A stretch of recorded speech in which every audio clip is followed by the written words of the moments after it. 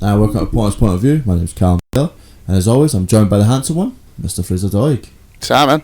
Alright, here it is. Getting another. Oh, sorry. Let me just sort this thing out. That's fine. My wee thing was my computer was blinking on me. Yeah. So we're back for another one. We're keeping consistent. Yeah, we promised. We promised that we were keeping the consistent, and we're doing it. I know. Season 6 months. We get another episode. I'm joking. But this one we've got not as much news, but we'll probably end up talking a lot. It's not a very long period of time before we recorded our last episode, but obviously we decided we wanted to carry on with the Lord of the Rings trilogy, so we're just trying to get them out quite relevant to sort of keep it going with the trilogy, which is yeah, and hopefully try and give people something before Christmas. And I mean, also when we talked about all the trailers last time, basically like after we recorded that episode, like another bunch of trailers just dropped, so it's like there is stuff to talk about. Yeah, but first off we'll kick it off with some game news for once. We don't get that much lately. No, we had some last time, but basically we're just adding to what we talked about last time, which was the there was leaks of the Resident Evil 3, the screenshot of Nemesis, and now it's confirmed. There was a state of play PlayStation, and they basically showed off more gameplay and stuff of the Resident Evil Resistance, and then basically was like, and now we're going to show some single player stuff from Resident Evil Resistance, and everybody was like, what? And then it just turned out to be Resident Evil 3. So basically the thing they announced a while ago, that Resident Evil Resistance, is basically the multiplayer for Resident Evil 3, which I'm good with, because I'll still get Res 3 more than likely. I'll tell you what, man, like, think about this. If you've got the story of Res 3 where it's the same as 2, where you can play it as 2 different people, then there's you've technically to finish it like 4 times to get the proper ending. Then there's like all those there's like different playable characters and like challenges at the end where you play as a mercenary and harder difficulties and all that stuff. Plus a multiplayer Resident Evil Resistance on top of that. That is a lot of stuff that you're getting. Yeah, especially from a remake. Mm-hmm. I mean, so it's worth. I feel, because the last game was only like £35. Something like that. I see it being full price. This will be full price, but it's worth the full price. Yeah, definitely. Like Capcom have turned things around and become like one of the most consistent companies to pull out a decent game in the last couple of years. There's a rumour going about that the next one will be a totally new game for like Resident Evil wise. I genuinely feel like they've been working on 8 the whole time they've been working on the remake and 2, because they clearly, like, I'd say about halfway through 2 or maybe 3/4 of the way through 2, they were like, we're onto something good here, let's get another team started in 3. But while all that's going on, I definitely think there's been a smaller team that will eventually turn into a bigger team have been working on 8 this whole time. Yeah, I'm looking forward. Again, Resident Evil 2 was good. Resident Evil 3 just looks amazing. We never saw Nemesis walking about. No, they ain't going to show that off right away, man. This is totally off cuff, right? But I saw clips of Resident Evil 2 again, and see the bad guy, Mr. X. Yes. Is it just me, or does he look like Dolph Lundgren? A little bit. Like his face is getting blown back, but it looks like Dolph Lundgren. He's like a outstretched man, and he walks with a fedora, and he's like a brick. Yeah. But yeah, Nemesis, they ain't gonna. They basically, at the end of the trailer, you saw them working on a thing on a table, and then you see like an eye, and it is Nemesis, but they ain't gonna show that anytime soon. I would be okay if it didn't show Nemesis. It's like what the whole game centers around, basically, is like, because I know that like when he catches you, you have to run away several times. You can't actually. It's like Mr. X, so it is a big, massive component of that game. So they're not going to show him off immediately right away. No, especially for such a small. But it looks like it's got the same over-the-shoulder gameplay. It'll look phenomenal, like 2 looked phenomenal. It'll probably, like, it is not just copying 2, like the remake of 2, but it is at the same time. It's kind of the same gameplay, the same layout. Yeah. But it's just polishing it. I like what Capcom's doing. Like you said, they're getting a resurgence. But I like the fact that it's been put out there that they're working on a new one. Mm-hmm. But they've like, let's give people something before the new one. Like, they're like, here, let's hold you over. Do you see this being the last one, or do you see them doing 4? I feel like they're probably working on 4, just in case. Do you think, because obviously 4 is like renowned as one of the best Resident Evils. Yeah. That was when the over the shoulder became put into it, the Leon and all that stuff. Like and I feel like obviously they have done it, like remade it several times, but not to like 2019, 2020 graphics. So I feel like they could do it, but they won't do it anymore after that, because that's when it started becoming. Oh come on, we had fun with Resident Evil 5. There's nothing wrong with Resident Evil 5, but to purist Resident Evil fans is when that shifted more into action than survival horror. Yeah. Where like 4 was so good that it leaned on sides. Yeah. But then 5 was like in it completely, and then 6 was even worse, and then that's why they've had to change it themselves, and there's such the gap between 6 and 7. Yeah, I'd go back to. I want to try 7. Do you think it's going to be strange if they bring out 8 and it's first person like 7? I'd see them doing it. Do you see them going back to over the shoulder? I see them going back to over the shoulder, because they see that 2 and 3 a game like 3 will be more likely a success, and it's because people. Oh yeah, it will be a success. People will enjoy. I see 3 being more of a success than 2. Yeah. Because everybody was not wary about 2, but it was like, oh, this looks good, and then it was as good as how it was. So folk are going into 3 expecting it to be as good as 2, and the way Capcom's been lately, they've knocked out of the park with fucking everything they've dished out. Yeah. It's on. I mean, you've got like Devil May Cry 5. They pulled that back. The Resident Evils, like anything they're tackling now, is doing incredibly well. It's like everything that touches turn to gold now. And hey, if they give me more zombie games in the end, I'm okay with that. Really okay with that. Moving on. Just before I go to this bit, there was another bit from State of Play, which was a short, like 40-second Ghost of Tsushima trailer. Oh, was it? I never saw that. I put it in the D&D chat. Right. Yeah, but I saw a tweet that was like 12th of the 12th, 2019. So I don't know if we're getting a full trailer then, but I'm kind of happy that a State of Play is giving us something. So it's like, okay, we might get a date for this. I think it's definitely, but I firmly believe that's PlayStation 5. Yeah. It's going to be like the one that it's going to be the launch title. The launch title, man. Here's I'm happy with that. I said the same about Cyberpunk. I could happily waited for PS5 for that. I would wait for that too long. Too long. But anyway, moving on. We got confirmation that 2K is working on a new Bioshock game. Now, I've played some Bioshock, but you are a renowned lover of the Bioshock series, would be a good word to put in it. Played every single one of them, including the DLCs. I love Bioshock. I love all. For me, it goes. I know a lot of people's favourite is 1. Yeah. But for me, it's 3, 1, 2. No. I love 3 for several reasons. I love the other setting. Troy Baker voices the main character. The weird. There is a brilliant thing at the end, but you could have got away with just Troy Baker. For me, anyway. Yeah. How I feel about this is great, but also worried at the same time. Is that because of the original writers aren't back? Yes, and I'm also worried about what do you do, because it can't be in Rapture again. Yeah. It has to be in some sort of dystopian setting. That has to be a given. But what do you do? Because the thing is, you've either got a choice. You can't do, like you said, you can't do the first one again. You can't do Rapture again, and you can't do Columbia again. 1 and 2. I think it's completely different. Do you think it's just going to be like a different place? Because even Columbia was a different story, but it did have its ties to the other ones in tiny little ways, and then especially in the DLCs. But it has to be something different.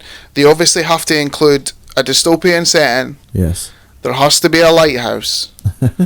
And there has to be some sort of steampunky elements. Yeah, but like, would you be okay, say, it's on land? Right, it's on land. I know that it's not going to be like an underwater city or in the sky. But it's just like, obviously, if it was on land and in this town, it would feel strange because you're so used to like this fantastical element of like something that's just not possible. How do you feel if the new writers that come in and the new creative, I think it's the original creative team, but it's just new writers. I even think it's a different creative team. So you think it's 2K's whole new team? I think it's a whole new team, yeah. How would you feel if they went down the road of, instead, because I remember BioShock was really linear, do you see them going sort of open world? Sort of. No, it can't. BioShock isn't. It can't, but for all we know, they really could do that. Well, for me, BioShock's not linear. It's more sort of hub areas. Yeah. Like Jedi Fallen Order. You go to like, I'm just using an example because that's what you're playing now. Yeah. So I mean, you know, you go to a certain place and it's got that section, and you technically can just go somewhere else. That's what, like, the first BioShock is you're going basically to different areas. You know, you go to like the labs and you go to the gardens and you go to the doctors and that. Yeah. And then in the third one, it's going to like different parts of the town and like, and then there's other things in 3 that are kind of all over the shop. And then 2's the same, where it's different parts of Rapture. So if it was, you technically can go where you want, but it isn't like a total vast area open world. Yeah. But it's sort of like you go to an area, you do in that area, you beat the boss character, it opens another place, you go into there, but technically you can go back and get stuff that you've missed in the previous area. Yeah. So it is kind of linear / hub worldy. But if it was a massive open world, I wouldn't like it. No, I wouldn't like it. How would you feel? I don't know if you remember. There was an old Pokemon game years ago for the GameCube. It's kind of plays by the go by point system instead of like how you can walk around other places. How would you feel if they stuck to the steampunk situation in the same sense where it's like you go on a train and that train takes you to a bit and it's a big town. You go on the train again, takes you to another. Like they play on that steampunk type thing. It all just depends how it's done. That's the thing, is obviously like it'll look good. It will look good, but you know, like it's just those iconic elements of BioShock. You know, the Big Daddies. Yes. The Rapture, the Columbia, like having the lassie with you in the third one, Elizabeth. With the tears, and then Songbird in the last one, and having the little sisters and the Gamma and all that stuff. Like, it's to come up with something that's and to keep it BioShock, you need to have a dystopian setting. It needs to be some sort of weird, slightly racist area, because that's basically. There we go. No, I mean in the way of like, so obviously in Colombia, the main leader of that is a big racist and an asshole. Yeah. And in the second one, it's about someone who's basically wanting to pull away from society and make this beautiful non-town that basically turns into shit because everybody gets addicted to. They get addicted to Gamma, or what, I can't remember what it's called again. The thing that gives you abilities in your hands. They all get addicted to it. So there has to be like the things like that. The abilities and the stuff were plasmids. That's it. It's different plasmids. You get it in the end. Steampunk elements, dystopia, and a good story.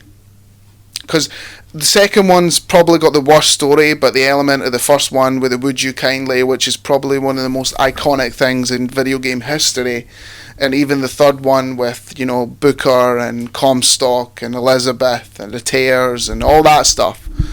It needs to be a cracking story. And it needs to be like and other stuff that I mentioned. Yeah. I'm excited about it, but I am also worried at the same time. Do you feel like it needs to tie in some way? Like there has to be hints, or I would like it to, but if they're trying to do something completely different, but in the same brevity, then no. Yeah. It's probably up there with one of my favourite franchises in games. Yeah. So for them to do another one excites me, but it worries me a lot. No, that's understandable. That's completely understandable. That's like if they changed FIFA 1 year, I'd really be scared. It's definitely like a certain section of games that I genuinely Fallout, BioShock, you know, that sort of. I like games where everyone goes to shit apparently. yeah. But remember that time they changed Fallout? Just saying. Can't wait till it's BioShock multiplayer. Yeah, BioShock 76. Well, to be honest, man, like, you know, Fallout 76, no Splinter Cell, you know, anything I love, they just ruin. So it's only a matter of time for BioShock. BioShock Survival. Yeah, BioShock. It'll be BioShock 4, the microtransaction edition. Oh, BioShock the Battle Royale. Oh god. Yeah. First of all, I just want to say sorry to anyone. My mic keeps, like, I was trying to move my mic there and it kept fucking flopping, so I was kind of just moving it there just in case it came across. Moving on. That was all for any new game news. I can't think of anything else. No. We got some trailers, like you said before. We got trailers dropped immediately after we talked about the last ones. Yeah. So we'll kick it off with the Ryan Reynolds. This has been hinted at for a while. It's called Free Guy. Yeah. So it looks okay. So the story is, it looks like an NPC in a game decides to fight back. Basically, that's what it looks like to me. Yeah. And you said the same thing, more or less. This little what I've got here. Free Guy is an action comedy about a bank teller who discovers he is a background character in an open world video game called Free City that will soon go offline. Great, that's dark. That's a dark. I got from this Lego Movie vibes. Yeah. Yeah, because remember Lego, he's just there, the happy guy. Like live action, like, yeah. Like it's. I feel like the random guy who becomes the hero sort of thing. Yeah. See what I love about this though, and this is just a thing in my head. I feel like people who are trying to be tied to Disney, right? They have to do certain films. Like, we were like, oh, why is he doing a Dr. Dolittle film? Tony Stark, fucking Robert Downey Jr. Right? I feel like it's a thing in the contract where Disney's like, we'll do this film. I don't think Disney's like an overlord who makes you do films like they're saying, like, if you do want to do this, you have to do that. No, but I feel like they're like, we'll take a chance on you, but here's a film we might want you to like. You generally think that Ryan Reynolds is doing this because he wants Deadpool in the MCU or something? I think he's doing it because he has no choice. If he wants to do another Deadpool, it's Disney. I think he probably likes it. I think you're thinking way too much into this and some sort of Disney conspiracy. Literally every single person, one way or the other, that is on a fucking Marvel property jumps into a fucking shitty little film. How do you think this looks terrible? No, I think this looks great. I mean, like, it's they just contradict your actual what you were saying. What I think of a good film, most people will be like, it's a shitty film. I mean, this is Ryan Reynolds, old school Ryan Reynolds. This is Deadpool again. Yeah, I'm sorry, but I love Ryan Reynolds. I think Ryan Reynolds is great. But he just plays Deadpool it's now. Basically ever since his Deadpool, if you need a quirky, funny, one-liner character who is also violent, get Ryan Reynolds. That's literally his shtick. Yeah, I know, but you that's go back like 10 years before Deadpool, and that's all he did. True, but eventually I will get sick of it. I don't think you will. I will. I don't think you will. Because I will get sick of it. How would you feel? Right, here's a total random theory out there. What would you do at the end of Free Guy, right? He wakes up as Deadpool in his bed. Just like, it's very unlikely. I know. Very, very unlikely. It's all Disney, mate. No. I mean, I like Taika Waititi. I think he's funny. I wish if he's not directing it. No, that's Sean Levy. And obviously this is what the guy from Stranger Things changed his hair for. Yeah, joke. No, he didn't know. Because in the trailer his hair's long. Yeah, but it's all down and stuff. So he's in it, and Channing Tatum's in this film. Again, it just looks like an NPC who decides to fight back, which is a good concept. It's just we'll see what the execution's like. Yeah. That's what it is. It is a good. There's no denying it's a good concept. Yeah. Because like you're saying, it's basically someone who constantly gets shot in the face in GTA decides to shoot back. Like, it's a great concept. It's just how let's hope the execution is as good as the concept. Yeah. I'm hoping there's enough story in there for it to actually feel like it's worth watching. Yeah, exactly. It's not just him going about going pew pew pew. Yeah. But yeah, I like a random wee Ryan Reynolds funny film. So. I think it looks better than that Six Underground. So that's something. That's only because Michael Bay. Yeah, exactly. But it still looks better. Yeah, true.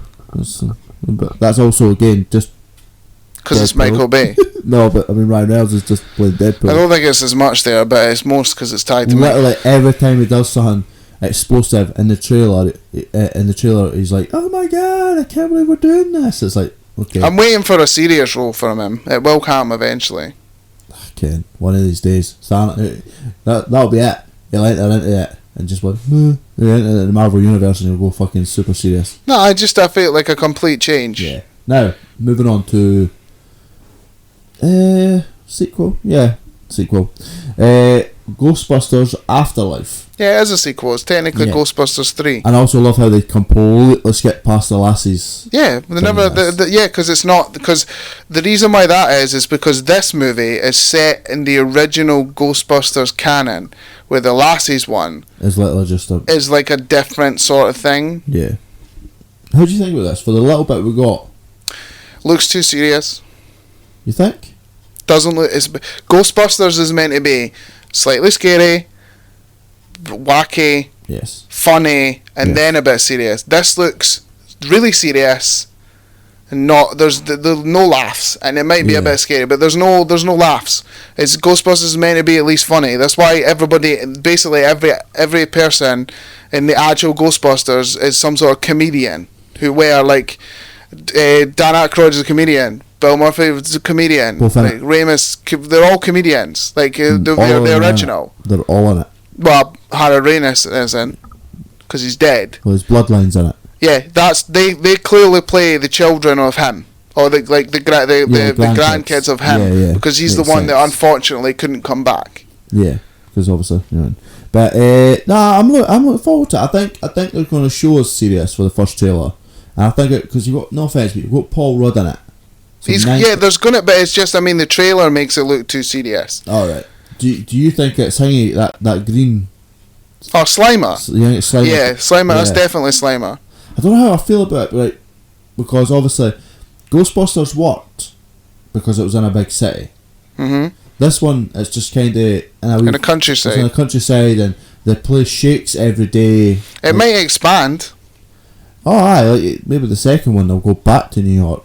Well, see, what I think it is, right, is that obviously they play the children, the grandkids, and then of Harold Ramis, the one. I can't remember his name in it. So what happens is clearly after retiring from Ghostbusters, he went to live in that house that they get sent to because they've got no money. So they go to live in that house. Yes, very dark, serious. And basically the reason why the ghosts are in that town is because all the ghosts that they captured in the original Ghostbusters are still in the traps.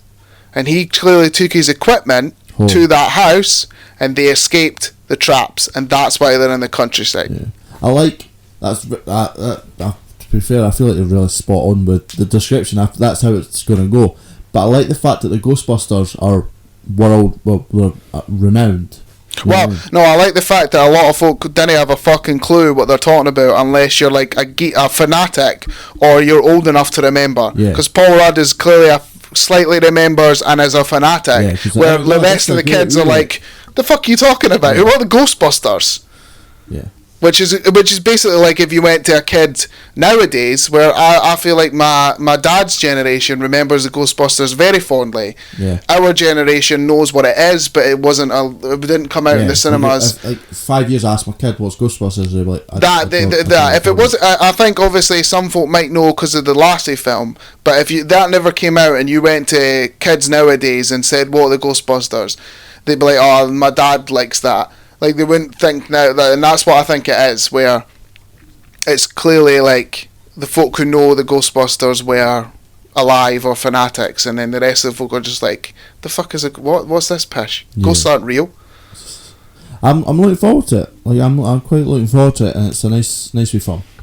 I'm very interested. I think that where all the equipment looks exactly like it was, you see Slimer, and then when they drive through, they come out, the Ecto 1 comes out the barn and they skid through, which is a good shot, and then it comes out the side and everything. I'm worried about how the ghosts will look, to be fair, if I'm being honest with you. I'm a wee bit worried, but because that old school CGI made it not look real, but get that wee bit of fear factor. You don't want them to be super shiny, glowy like they were in the Lassies one, basically. But fingers crossed. Because a lot of the main characters for the originals are back and stuff, so I'm looking forward to it.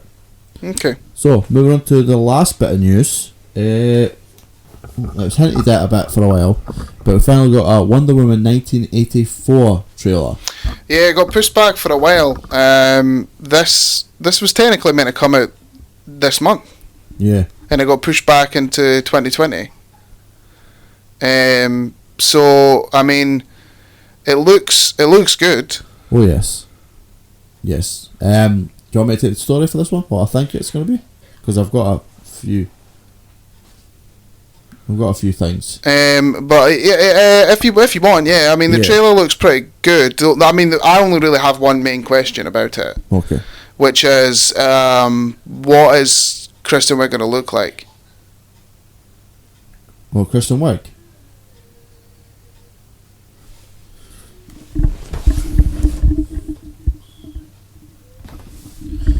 Right, so the next bit of news. Oh fuck yeah! This was hinted at with artwork and posters and all that stuff, but we finally got Wonder Woman 1984, and it looks fucking awesome. It does look pretty good, man. Patty Jenkins is back again. Yeah. In her old glory. As like you said before, there's the Kristen Wiig thing that we spoke off. Yeah, we spoke on. Well, I'm just curious about. Obviously, she is meant to be Cheetah. Yes. Obviously, it's not going to go exactly how it does in the comics and all that stuff, where she makes a deal.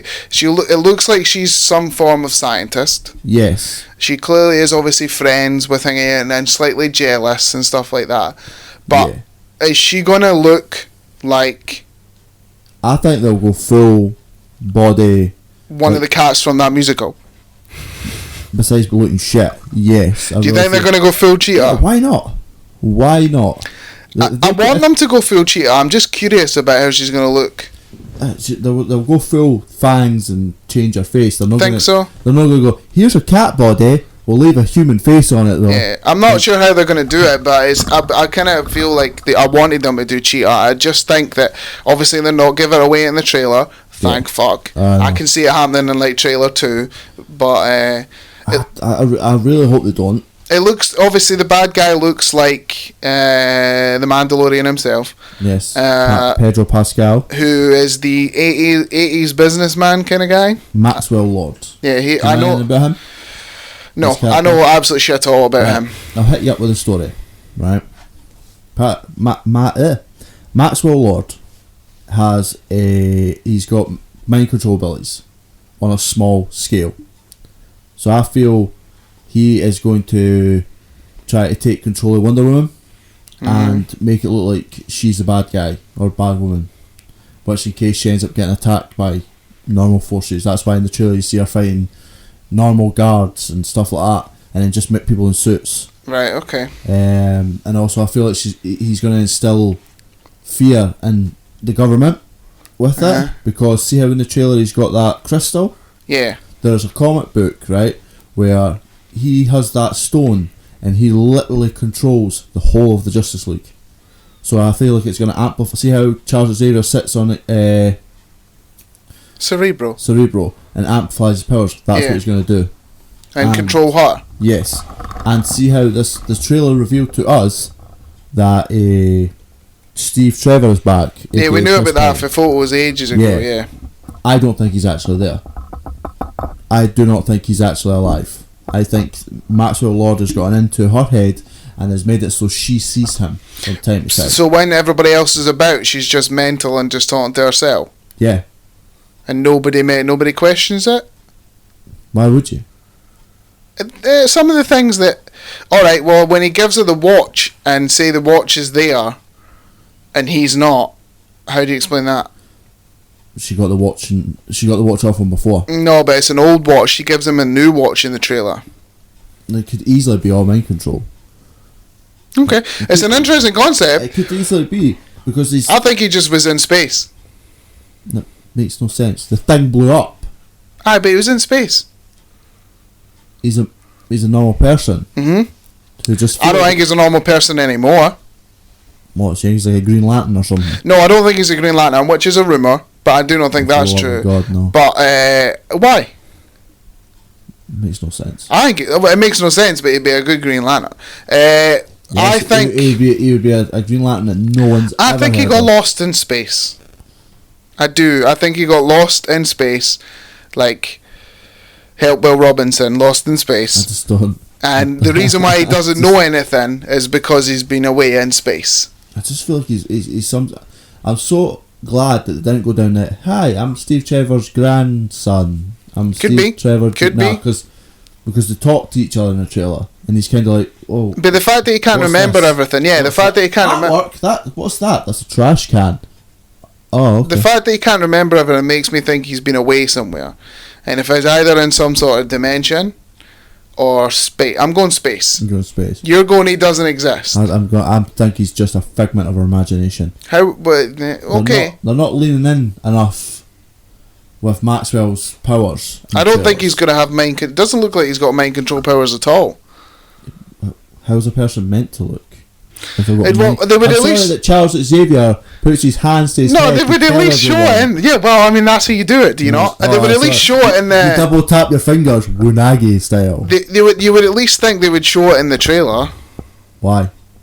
Because you know that it shows Cheetah. You've literally. Yeah, but that's the thing. With Cheetah's like a completely different thing.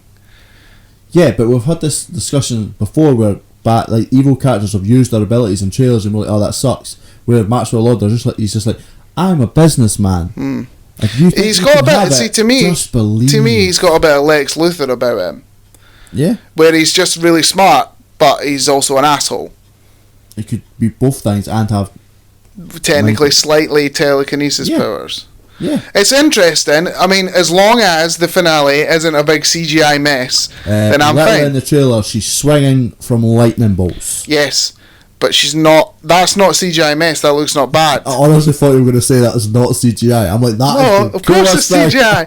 But I'm just saying that, like, the last one was like a big red smoke, and then it was the guy with a massive body, but still was stupid looking at it. Yeah. Just no, like. Shazam never had a big CGI fight in the end of it. Like, big, massive blue light for the sky. I mean, there's already a blue light. Yeah. I want to ken how the lightning is... Space, alien related, space. What, so Steve Trevor went into space, turned into Thor, then came back? No, I'm saying that he got lost in space. In some way, shape or form. But see what I'm right. Oh. Maxwell Lord's powers. But it doesn't mean that they're in the movie. Control gained from the aftermath of invasion, which is part of that rock. Space. Illusion casting. To make individuals see, feel and experience whatever he wished them to. Right, okay. Memory manipulation, mind scanning, modular wave manipulation. I can't wait to watch this. And then Sorry. Okay. Guess what his weakness is? No, Wonder Woman. Blood loss. Isn't that just anybody's? Isn't that just anybody's weakness? Like, come on. But yeah. What is his weakness? Being stabbed. That's very much what his weakness is. My weakness is being stabbed. I don't have any mind control powers. If I lose enough blood, it's my weakness too. Basically, what we're saying is Wonder Woman's going to end this film just by mercilessly beating the shit out of him with some sort of pipe.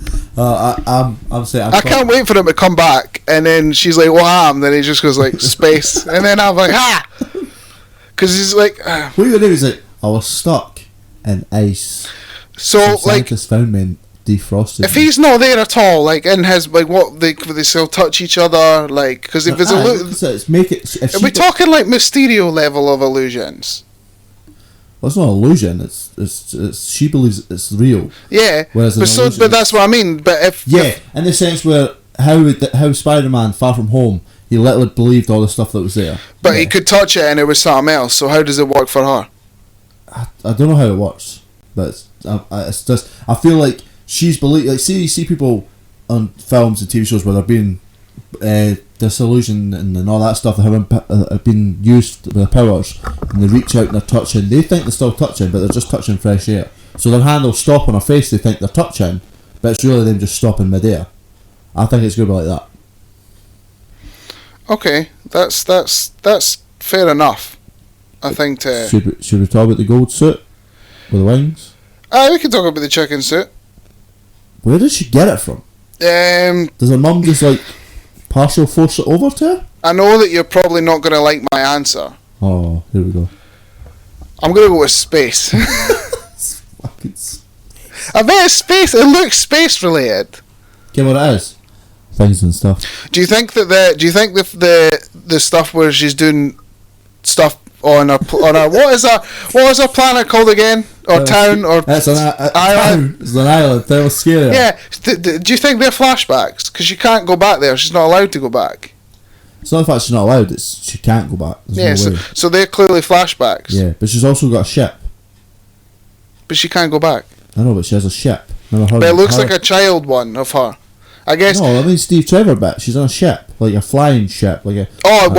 There's. Do you think that's the invisible jet? Oh my god, yes, I hope so. So they're gonna do the invisible jet, but it's very unlikely that Steve Trevor's from space. Yes. But they're gonna do the invisible jet. Yes. I don't see the two connections. It went up in a fucking air blimp thing. Plus, technically, the invisible jet, the cockpit should be invisible as well. So they should just be two folks sitting in a seat, Yeah. right? Technically. Yeah. It looks good though. She's good. I mean, I'm curious about Cheetah. I am curious about how he's returned, and I hope it's a good thing instead of just like, again, if it turns out to be space, or it turns out to be like an illusion, that would be cool. Here's the thing. All right. Right. Dangerous. Steve Trevor died in World War One, which Yes. is when the first one is set. Yes. Right. Only Wonder Woman knows about Steve Trevor. Okay. So how does the bad guy make him a thing if he has no idea who he is? Only someone who knows her personally would be able to make an illusion of someone she I love that you're loves. getting so hyped right now. You're like, I've already beaten you, Callum. So Okay. How does the guy with the mind control and mind reading abilities you know? never said reading. You said mind control. I said it. There. Where does he do it? You mean so? Wait, no. I've got it. I've got it. Okay. I know how he mind controls people. Okay.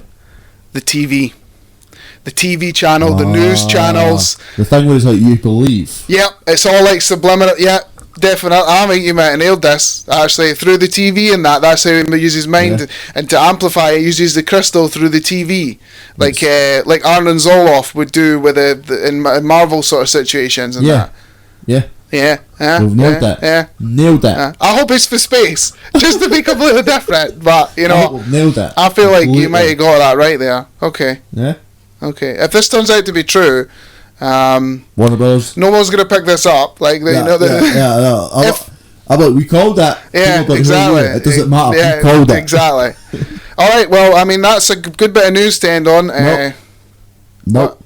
I just got breaking news on my phone. Okay. I'm cool. Oh. I'm cool. Things pop up. Sure. Breaking news. Warner Media has dated the Flash solo movie to be released on July the 1st, 2020. Well, at least it's got a date that will probably be postponed. Yeah.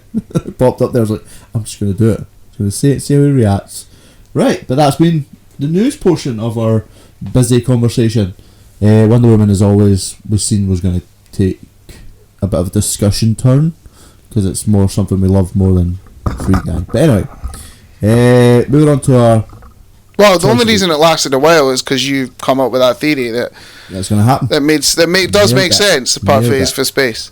Aye, and also things and stuff. Stuff. Fraser's pick of the week.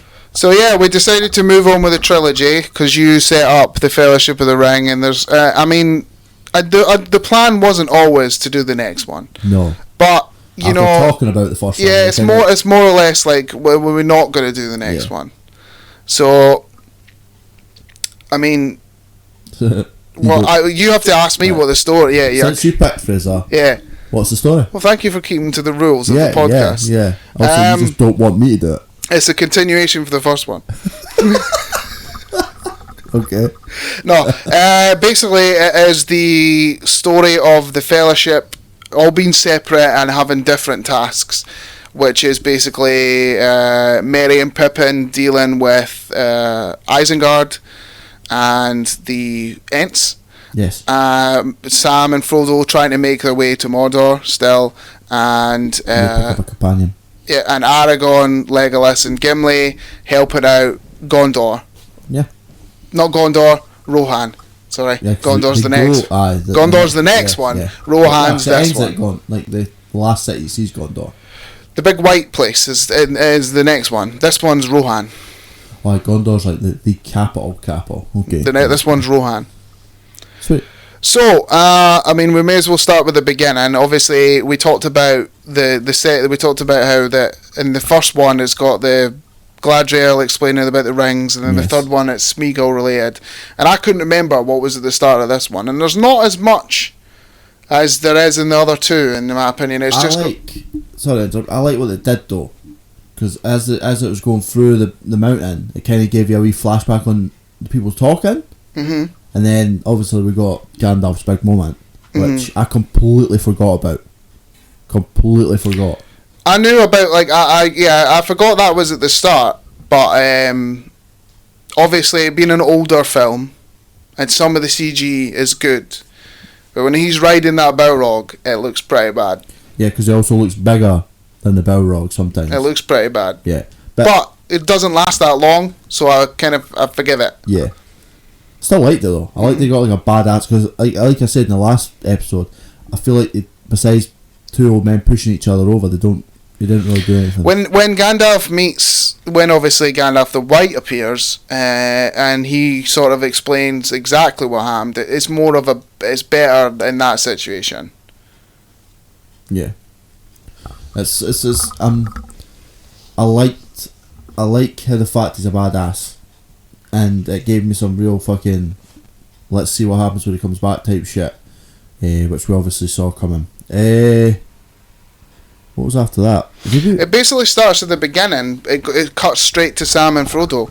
Yeah. Basically lost, going round in circles, and that's where, lambless bread comes in here for the first time. Lambless Sam and his bread. Right. And then they meet Gollum. Yes, which again is just Tiny's great. We have talked about this on the podcast before. Yeah. The greatness of Andy Serkis. But damn. There's a bit in this that I'll get to that I think's actually fucking awesome. But now, see when he first started crawling down, it's like I forget about Gollum, and I forget really how he acts and moves and all that and stuff. And how it was basically the introduction to performance capture, which is now a given in a lot of stuff. But he was the beginning of performance capture. Yeah. I like the fact that the introduction of Gollum was instant. Like, it was straight away. And I love this straight down the line where Sam's just like, I don't like this person. Mm-hmm. You know what I mean? Because obviously it sets up in the first one that he's following them in the mines. Yeah. But it clearly shows that he's been following them the whole time. Yeah. And then it's only they basically trick him. And he becomes their guide. Yeah, I like that he's a guide dog, and it's how this bit of rope's hurting him so much. Like, he's overreaction, everything's hilarious. He's like, I'm dying. I think it's mostly because he's like out during the day. He's kind of a nighttime person, true. Kind of skulking in the shadows in the caves. But yeah, you forget how good Andy Serkis is in this. Like, just in general. Yeah. It's more just like, I knew how good he was, but you forget even how good he was then in performance capture, because in my opinion, like, Caesar is the pinnacle of his performance capture, but even then you forget how good Gollum is. Sorry, I've got something popped up in there. Yeah. Again, I love Sam and Frodo together. Yeah, obviously we haven't got to. It takes about, I'd say it probably takes about 45 minutes until we start getting Dick Frodo. We're not peak Dick Frodo yet, but we're at least halfway in a Dick Frodo. Ass. Like, sometimes I'm just like, fuck you, dude. Oh, he's the worst. The third one's he becomes pure asshole Frodo. But the Sam, once again, still my favourite. It never changes. It basically is the heart and soul of everything. Yeah, he's in this. He's Sam the Brave. Pretty much, like, if it wasn't, it's the truth what Frodo says at one point, which is without him he would never have made it this far, and he doesn't make it to the end without him. Yeah. Then we're brought on to the Horse Lords with Legolas and. Still calling him Mr. Frodo as well, because I talked to the missus about this, because like we talked about how last time is he, and I think it's because he still follows the whole like he's my boss thing. Yeah, which I feel like still find it's weird that he would have probably given up. But then when they meet Faramir, which I know we're jumping forward, but he goes like, "Who's this? Your bodyguard?" And he goes, "No, it's my gardener." I know. It's like fucking Sam's holding Frodo up so high, where Frodo's kind of just like, "Yeah, he's my gardener." It's just Sam. Cool. Just Sam Traveller. Introduction to Rohan. Yeah. Love the Rohan music. Love the Rohan music. Ken, what I love about the whole Rohan thing, it gives me a Vikings type vibe. You know what I mean? Like you get a lot of like characters in these things, but they're like the Vikings of the people, and also a little bit of Game of Thrones. It's sort of like they're not the people that are swarming about in the muck, but they're not the people in the massive towers. They're like the ones in the wooden huts, and they like you're saying the Viking vibes. Then we obviously meet a baby Carl Urban, who I forget is in this all the time. Yes, and also there's a bit at the end that I'll talk about that he's kind of missing, but yeah. See where they went, Horse Lords, instantly made me think Game of Thrones, but I'll move past that. Well, that's because without Lord of the Rings there would be no Game of Thrones. True, very true. Anyway, how do you feel about seeing that scene where the sickly, not the king, but the guy is whispering in his ear? Wormtongue. I liked his performance. He's good. He is good. Very conniving and sneaky. Creepy as fuck. Oh yes. Like, definitely creepy as fuck. Stop watching my sister and stuff like that. I don't know if you want to talk about it now, but in this one, Eowyn annoys the shit out of me. Who? The daughter, Eowyn. Yes. She I like her in the third one because she becomes like her own character. Yeah. But in this one, she just feels like it's basically a whole movie about how much she wants Aragorn's dick. Yes. It's pretty much, man. I love the fact that she's so damsel in distress, and then somehow she's like, "Yeah, I'm cool with the sword." Well, she does fight with the sword, but she wants to fight, and they do plant seeds about the next one. But it's more about she just seems like every time a guy gets in trouble, she's like, like it's that sort of thing, and she does do my butt, especially with the Aragorn stuff. Yeah, it's like, "Where's Aragorn?" And he's like, "Oh," and she kind of breaks down, and it's like, you barely know him. Yeah, that's 5 minutes. And he also told you he's in love with someone else. Yeah, get the hint. I mean, do you mind? She's an elf. Yeah, they can't be the. Yeah, it's even in the third one. He's like, he has to straight up tell her. Yeah. Like you can't get together, and she's like, no, you can't get together. Like enough is enough. Like, you gonna get some? No, you stay there, hen. Like, but I do like her performance. Yeah, but she's just. So there's two things I want to talk about. Okay. One is when the Merry and Pippin scramble away, which I think that they have a lot of growth from. They don't become the bumbling idiots this time. They sort of progress to a point. But when they scurry away from when all the orcs start fighting each other, and they get the bodies get piled up on fire, and you know where Aragorn kicks the helmet? He broke his toe. Yeah. Yeah, I literally wrote that down. Did you write that down? I actually wrote it down. I was like, oh, that's the bit that. Because he wasn't meant to kick the helmet. Yeah. And obviously, added it as an anger thing. But it didn't, not realising it was a real helmet, and then broke his. So the yell of him when he broke his toe. I thought that was actually. I was like, oh my god, that's that bit. Because you could tell he kind of drops down. It's like somehow he's a really good actor, and in that moment it just looks terrible. And I'm like, oh, that's really weird. And also the other bit where they ride into Rohan with Gandalf. Yeah. And the flag wind comes off. Complete accident. What, the flag, just in general? Complete accident. Where the wind takes the flag. Complete accident. I love how he reacts to it. And it genuinely looks really poignant, but complete accident. Like, I honestly thought it was one of those moments where he's going to go and pick it up, and I wondered why he didn't go off and pick it up. Because it's complete. It would build a connection between him and the lassie, I thought, if it was like, here's your flag. It's because they basically wanted to show it on the ground because Rohan's not the way it was. Yeah. But it coming off the post and flying away, complete accident. Wow. That's cool. That's cool. If I'm looking at my notes, can we talk about how just amazing the Ents are? Yeah, I love the Ents. Oh well, yeah. When I was younger, I thought they were all called Treebeard until I realised that no, just he's called Treebeard. The one with the Treebeard, and the rest are Ents. I think the Ents are great. I love the fact that they play. It's like we are like that. They that talk really super slowly. It's actually brilliant, and I find it more because there's an anime I watch called Black Clover, and there's a guy who's he's just like a super mess. He's covered in hair. He does that as well, and it instantly made me think, I didn't need the other ones to talk. Like, see how there's bits where you see them all looking at each other like that. Like, I was happy they didn't go into let's have everyone have a conversation. Because they all talk in Entish, but it takes forever. Yeah. And I like Mary and Pippin's bit where like, we have to do something. But I like the fact that it's Pippin. Pippin's the ones that, I don't want to go north.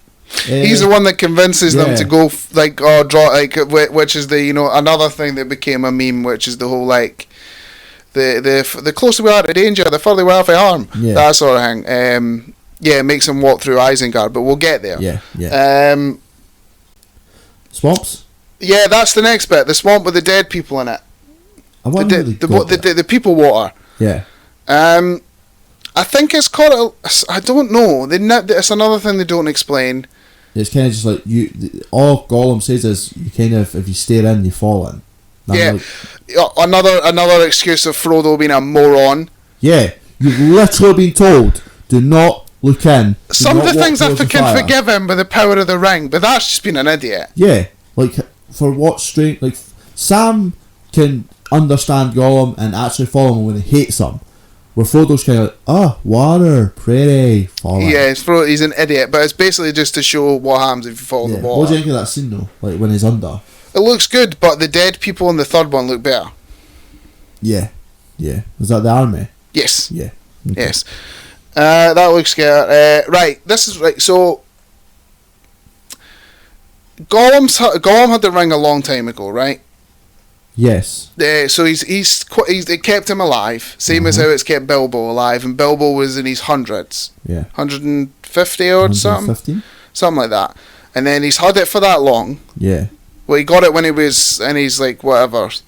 And then Gollum had it for quite a while. Yeah. How would Frodo know about the story of Smeagol? Because Bilbo would have told him it. But Bilbo doesn't know about... Bilbo didn't know what Gollum was Smeagol. Oh, yeah. Wait, was it no... Because he goes to him and says, like, you were a hobbit once. Was it not Gandalf? Remember when they're sitting in... Like, Gandalf's like, I don't know which way to go. No, he said he had a horrible past. But he doesn't go into detail. He just says, like, he's suffered more than you will ever know, Is basically. That in extended versions? I'm not 100% sure about how he knows why he's Smeagol. I wasn't going to pay the extra on Prime for it. No. Obviously, like, it's longer. Like this one's still long anyway.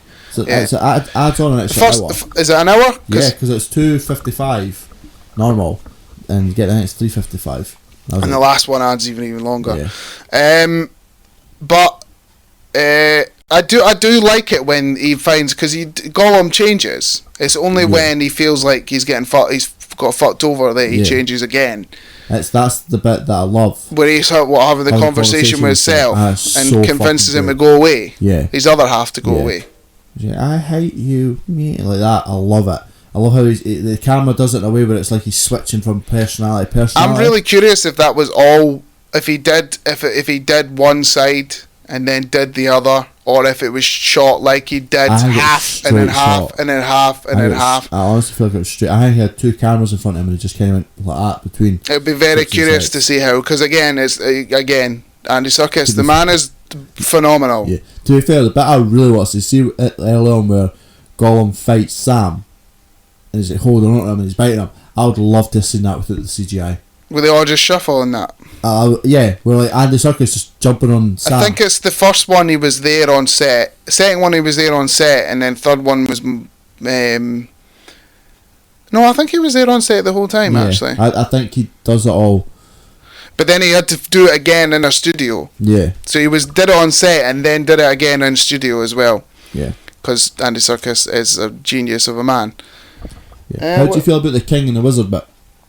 Where, like, obviously after they find out Gandalf's back. Yeah, Gandalf's the White is like cleaning the king, pretty much cleaning his mind and stuff like that. I like that. Yeah, because I like the whole, like, they didn't take his staff of him because he pretends to be an old man. Yeah, and he gets help. See, the fact that he doesn't realise that he's Gandalf the White is a bit stupid. His hair's white. Exactly. His shoes are white. Yeah.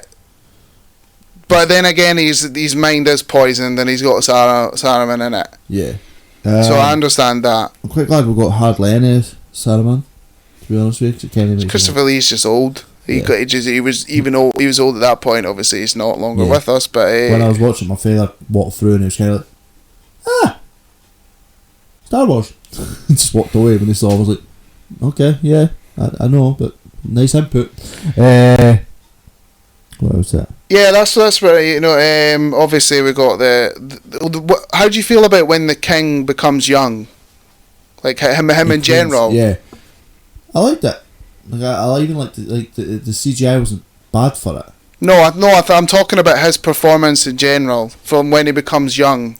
He doesn't really do nothing, and as a king, he's a fucking idiot. Not really, because he is just about protecting his people. Because nobody has ever come to help him ever, so he is kind of bitter. Yeah, but every time anything happens, he's like, we're fucked.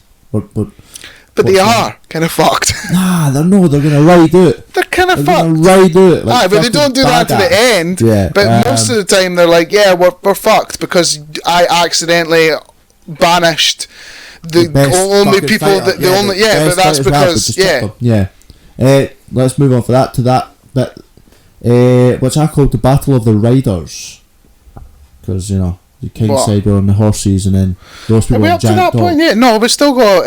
I'm sure Faramir comes in first. No. Does Frodo and Sam not get captured by Faramir? No, that's after they fought remember the wild things on the fucking mad dog thing. On the alright, the dogs. Right, I thought you were going to say something else. What do you going to say? About what the Nazgul ride. I googled it. What the Nazgul? They're called No, they're called Hellhawks. Don't they call it that in the film? No. Oh, they just shout Nazguls. They're just Nazguls. I googled what they're called. They're called Hellhawks. Nice. But can we talk about how bad the CGI is with the mad running dogs and Legolas flipping around the horse? It doesn't look that bad. It's awful. It's literally awful. CW's got better stuff. Don't say that. That's the truth. I saw two Supermen fighting this week. This is another thing about Aragorn didn't need the whole pretending to be dead thing. I didn't see the point in that. Was this like the whole point in it? No, the whole point in it is to so he could see the army coming. Alright. That's the whole point. Alright, okay, I get that. But I feel like they could have done something easier than that without him pretending he's dead. Them all get emotional. Eowyn crying, even though she only met him like a week ago. And I know that there is time lapses, but still, come on, he's already told you, because she's like, who is she? And he's like, well, she's no you, so fuck off. Wow. But yeah, I like the fact that it's kind of, I know they're trying to play this, he's the lucky guy, what luck you got? But I like the fact that it kind of makes him come in like, I'm fucked.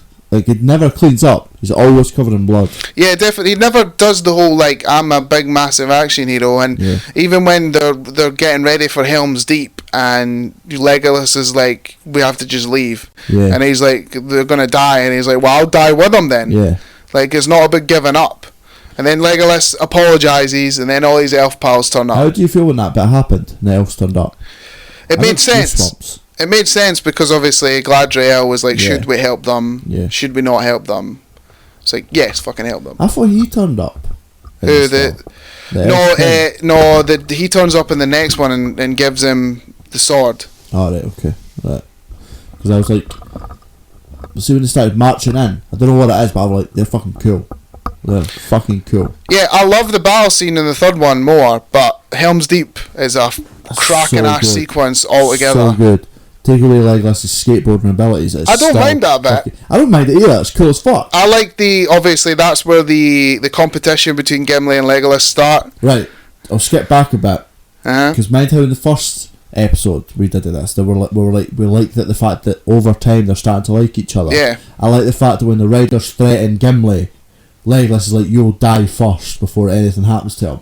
Yeah. I love that. I love the fact that they've grown from this hatred each other, kind of like we love each other, and then 20, he's like, I've got 9, he's like, I'm on 17. He's like, what? My favourite bit of the whole hang is where he has to throw Gimli, and he's like, don't tell the elf. he's like, I can't make it. He's like, what do you mean? He's like, you're gonna have to throw me. And he's like, don't tell the Or would you like me? I was like, what's happening? Would you like me? Would you like me to tell you, or do you want me to get you a box? That bit. It's the bit where he finds out Legolas is on 19, so he just starts, and my favourite part too is when it pans over to the elves, and you still hear Gimli in the background going like 18, 19. Yeah, it's a bit where I want to know how he got up on this ledge. Where like they're going up the ladders and he's kind of just whacking them away. He's like 21, 22. Yeah, because he's basically pissed because he found out that Legolas is like at least 10 above him. Yeah. How fucking badass was Gimli and fucking Aragorn on that bridge though? Like they're just twirling around. Oh, so good. Give no fucks. And obviously, finally, Legolas pulls out swords instead of shooting people with bow and arrows real close. Also, the guy who blows up the wall, talk about you've only got one job, I'm getting that job done. He's like, I don't care. I've got one job and I'm getting that job done. I love how every elf can kill a shit ton of the armoured boys, but the half-naked guy with a helmet on can make it down the pipe. Well, Legolas misses or hits him in the shoulder, and the guy had one job. Yeah. He was adamant to get that one job.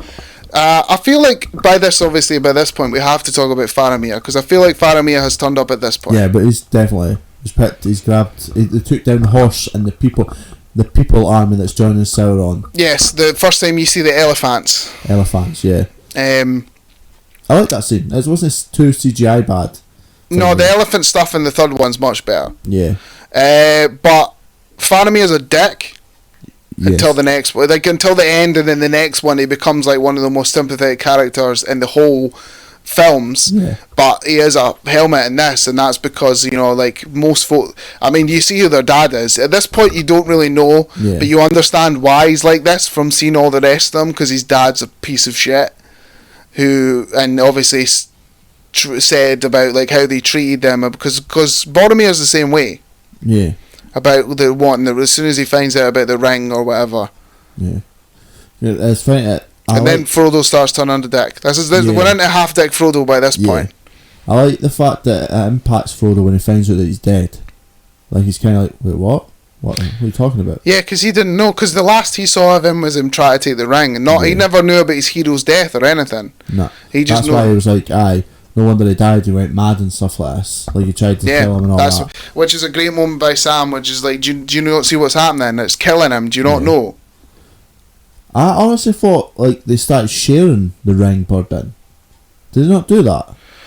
No. The only point that Sam ever takes the ring in the third one is when the whole Shelob stuff happens. Right, okay. But he never physically. I'm sure it's in. He never takes it, and because he knows. That's why I think Sam's the purest of heart, because someone he knows what it's doing to Frodo.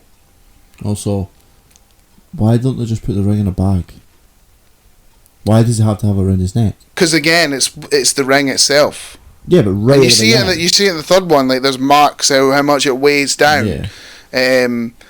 But I feel like it's just you would take it out. So having it around your neck is so he could piss about with it, basically, because he's obsessed with it. What Theoden? I like Theoden's speech. Yeah, Sam's speech. Sam's speech is great. Yeah. How did you feel when Gandalf the White turned up again? Like with the horse and all the riders. Mm-hmm. The big battle. That obviously it's a big battle, but I don't know what it is, but I got goosebumps at that bit. That bit's great. Yeah. That bit's definitely great. I thought that whole Helm's Deep fight where they're basically getting their ass handed to them by all the Uruk-hai. And he turns up and they charge down and bring everybody there. Can we talk about when the Ents attack Isengard? Yes. I love that bit so much. See how I'm a big fan of the Wolverine cry? Like where he does that roar thing? Yes. I fucking love it when Treebeard done it. When he makes it, after seeing like all he's like, I had friends here, and then he cries in Entish and they all turn up. Do you know my favourite bit of that whole thing? Mm. It's not the action sequence. It's not them all dying. Right. It's watching that Ent run into the water with his head on fire and dipping his face in. It's genuinely my favourite bit. It just goes. I was like, what the fuck? I thought he was dead, and the guy just jumped. I'm like, oh my god, that's actually brilliant. He just runs and just face play, because you would do it. I don't know why it puts a smile on my face every single time, but I love the pure panic in Saruman's eyes when everyone's going to shit. It's kind of like shit. What the fuck did I do now? That's the thing in the extended, the third one, where you find out what happens to him, because you don't in the normal. No, you don't. He gets killed by Legolas. Gandalf appears at Isengard, and that's how they get Merry and Pippin back, and Wormtongue's at the top of the tower with Saruman. So, but what happens in the third one? Yeah, in the third, it's in the extended that you find out what happens to Wormtongue and Saruman. You don't find out what happens in the original. What, the original third one? Or the second one? This third one, the extended version of the third one is when you find out what happens to Saruman. Oh, fuck, we might have to watch the extended one. No, I know, I just said to you. I know, but I want to see it though. We've not watched the extended in any of this one, so we'll have to keep to the normal one. True. But I know that he gets killed by Legolas, and so does Wormtongue. Nice. Oh, actually, I feel really weird that they kept what happens to Sauron out of the basic film. Like, I think it's just because it was already too much. Like, the third one's nearly 4 hours long. Villain for 2 films, then no tell you what happens. Well, the villain's really just the come with a big eye. Aye, but the big eye has 2 henchmen. So if I can't remember far that back, but if I've sat and watched all these films and you hadn't turned round, we'd have sat here next week doing the pause and I'd be like, what the fuck happened to Sauron? I'd tell you anyway. Yeah, then I'd be like, oh great. That's wow, 2 main fucking villains. Yeah, but if you won't watch the extended one, you got to remember it's not just that one scene, it's like another 45 minutes of God knows what. I know, but it's also the same for the fucking first 2. There's an extra hour on everything. Yeah, so let's just stick with the normal one. We're not even on the third one. We're still talking about the second one here. Sorry. I love the Ents. The Ents is... I love that whole bit where the Ents go to war. Is fucking Gandalf just Geralt in disguise when he's retired? Fucking fights a massive fucking fire demon. Whistles a horse comes... Well, that's because of Shadowfax. Only uses light and push abilities. That's only because he was brought back to life. That's why he's like, once he's served his purpose, he goes away.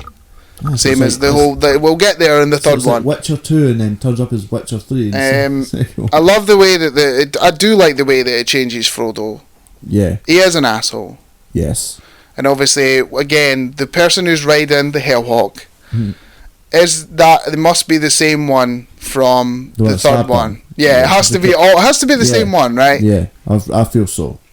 The Nazgûl aren't as important in this one. No, what kind of gets me is the fact that Bilbo is 115 and he barely shows the madness, whereas Frodo's had it 20 minutes and he's already gone mad. Like, why?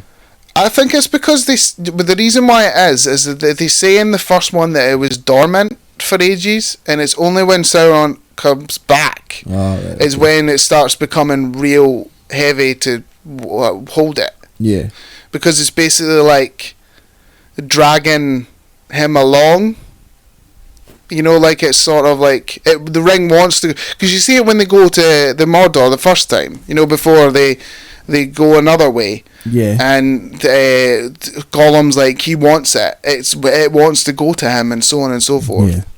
Yeah. We may as well talk about the end, which is basically like knowing about what's going to happen with the Gondor stuff, and then about how Gollum, because he felt like he got fucked over because Faramir is a dick. Yeah. He's going to lead them to Shelob.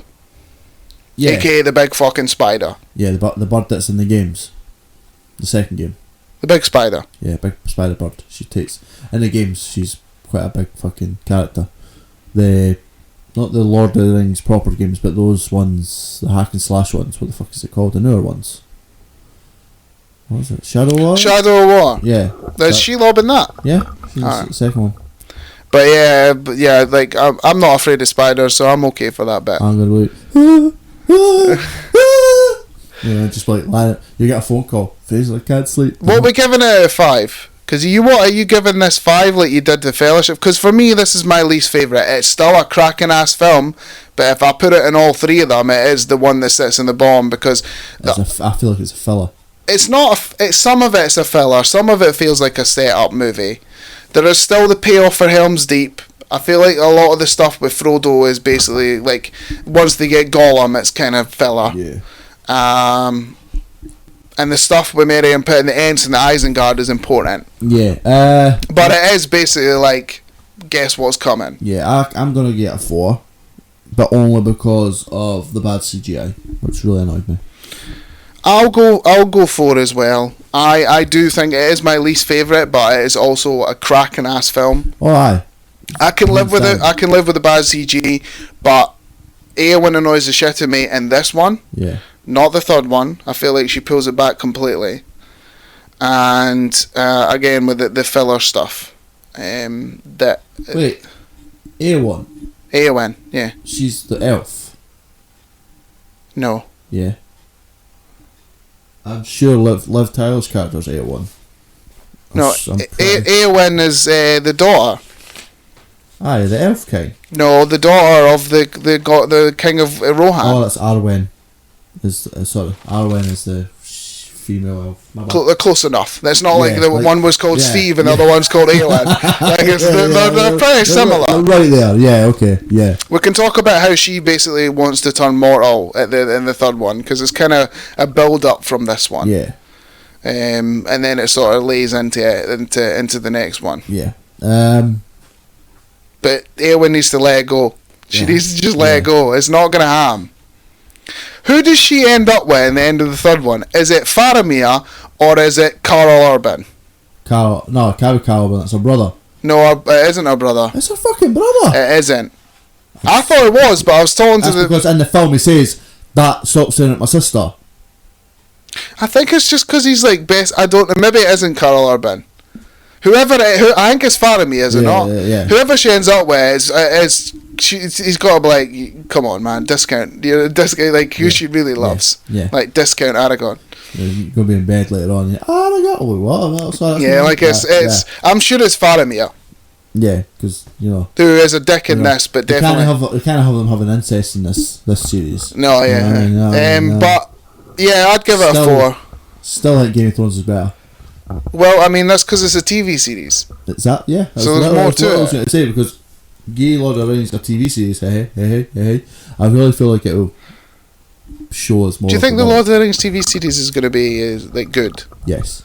Yeah, fair enough. Okay, that's that. I mean, there you go. Yeah, no, there's plenty of reasons. Are you wanting to pick another movie now, or are you waiting to the end? I'll pick it now. Cool. For next week, I'm going to do... I'll quit the podcast if you do not choose the right choice here. I'm going to do Evolution. What? Evolution. You been serious? Aye. No, man, you're not. We're doing the third Lord of the Rings. Fine, Jesus. You can't pick. Why would you not want to pick the same film? I'm joking. I'm going to watch it twice, though, because I'm going to watch the third one tonight. And then I'll have to watch it again just before we do the pod. Well, you're going to watch it tonight? I think so.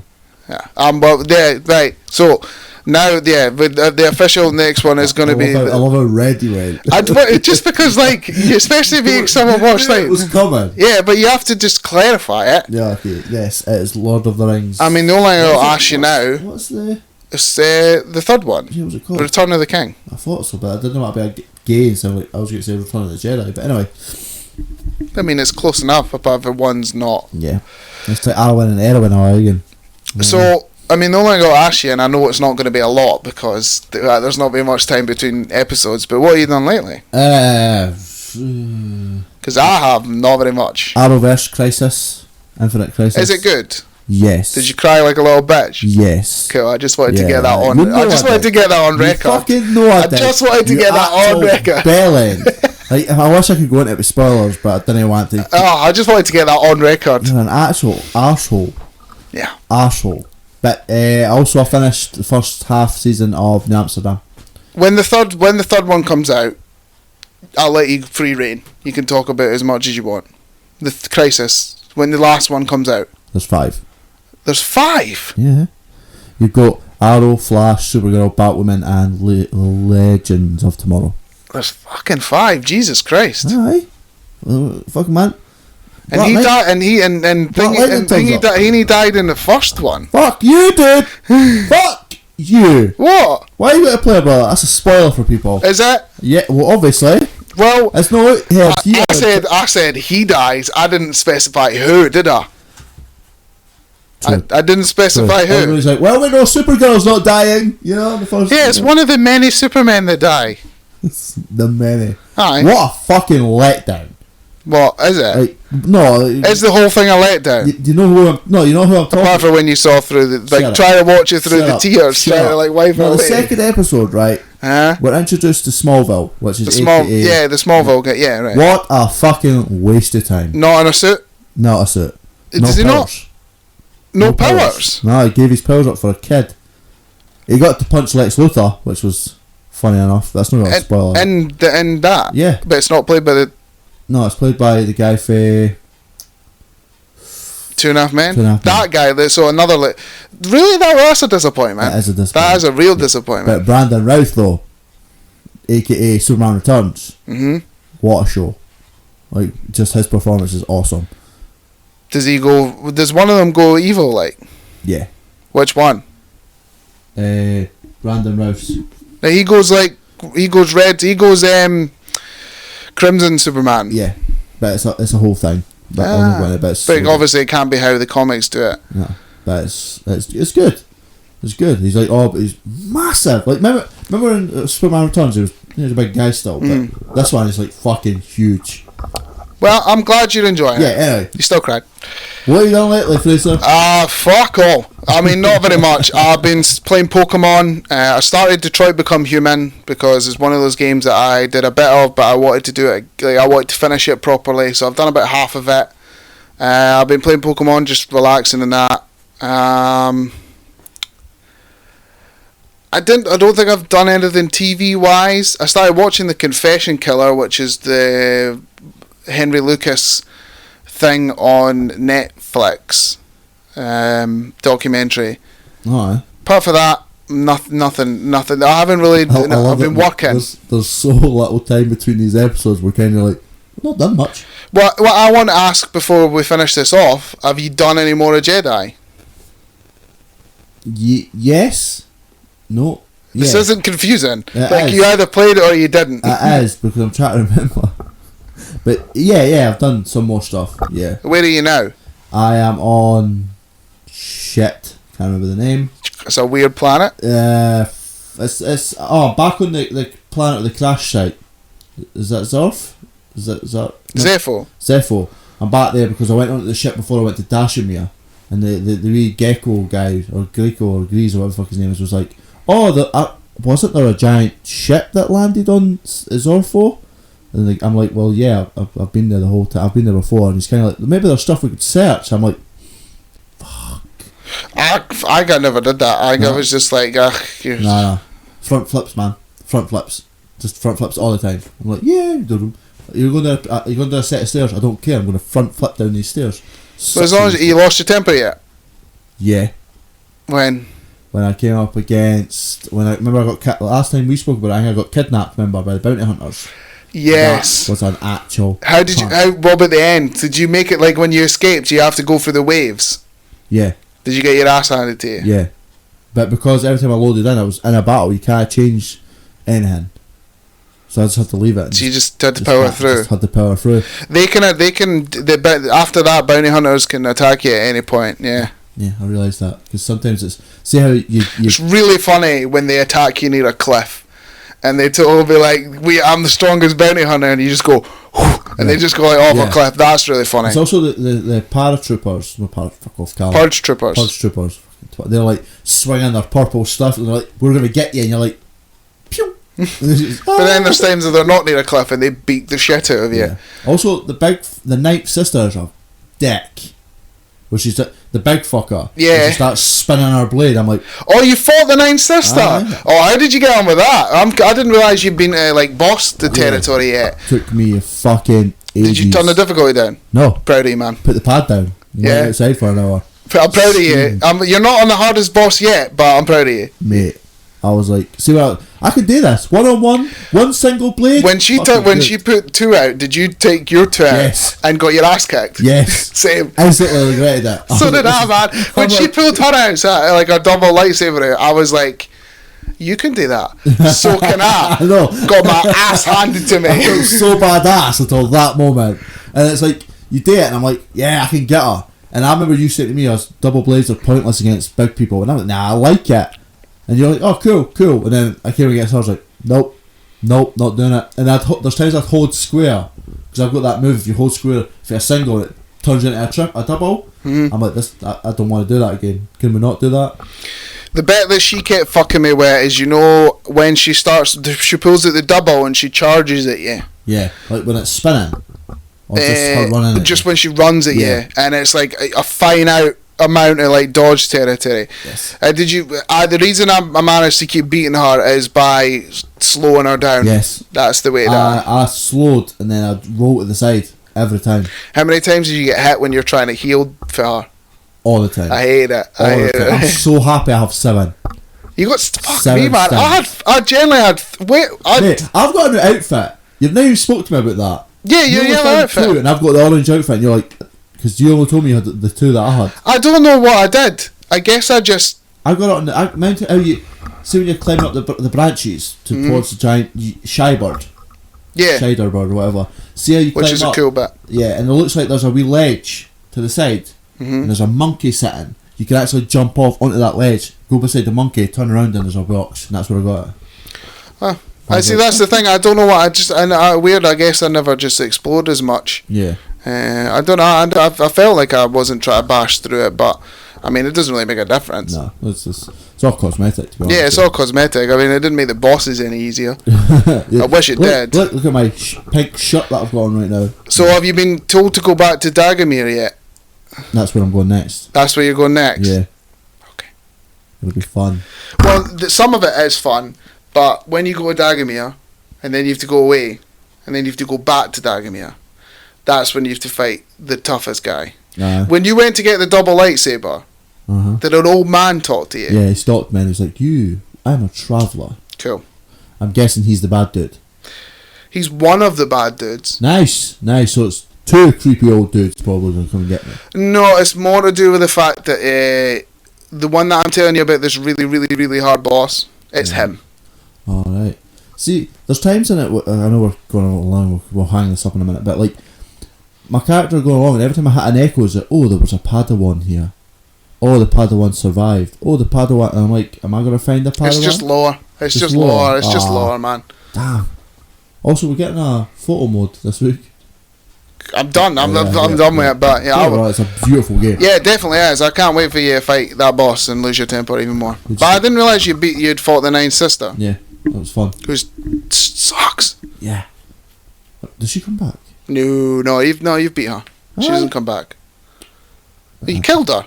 Oh, chopped hand and then pushed her off a cliff. I survived this. The one that I'm talking about on Dathomir is the hardest boss in the game. Once you get past him, you'll be fine. There's maybe one more after that you might struggle with, but that's about it. Nice. And then there's there's things later on that we'll definitely talk about. I can't sort until you finish it. Yeah, since I lost my bet already, I'm kind of like, I didn't have to rush through this. You know what I mean? Because to be fair, I've got it. But we need to end it here. Yeah, you need to end it because someone I have to go to work. I need to try and make sure my kids are asleep because Anyway. Well, you want to quickly say where you can find us? Yeah, you can hit us up on Twitter @AlfPointless. Hit us up on Instagram at Pointless Point of View. You can also get us obviously on the YouTube channel, which has a link. Get us on the YouTube channel, Pointless Point of View. If you go to the Instagram, there's literally a link that takes you straight to the channel now. Took me ages to that. But yeah, we should have the 3rd part of our trilogy out next week. Get that recorded, but this one we should hopefully have it out by Friday at the latest. Yeah. But as always, I have been Callum. I've been Fraser.